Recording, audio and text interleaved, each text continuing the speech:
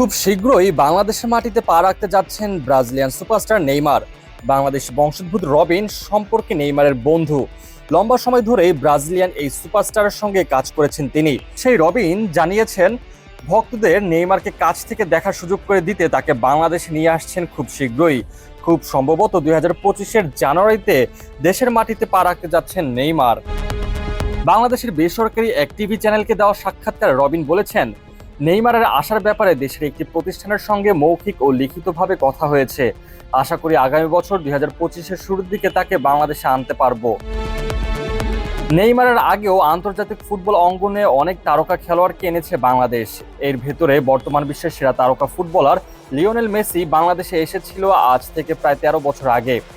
এই Argentine footballer বাংলাদেশে পা রেখেছিলেন 2011 সালে। সেই সফরে মেসির সঙ্গে Angelo Di Maria, Gonzalo Higuain সহ অন্যান্য তারকারাও এসেছিলেন ঢাকায়।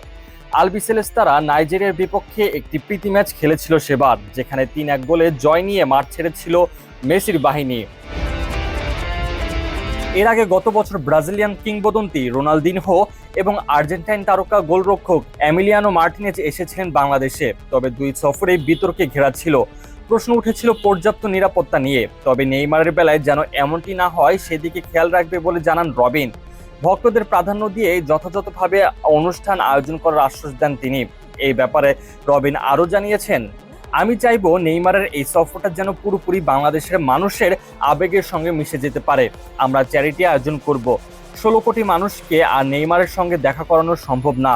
আমরা আমাদের জায়গা থেকে যতটুকু সম্ভব চেষ্টা করব। বর্তমানে নেইমার ইনজুরির কারণে ব্রাজিল দলের বাইরে রয়েছেন।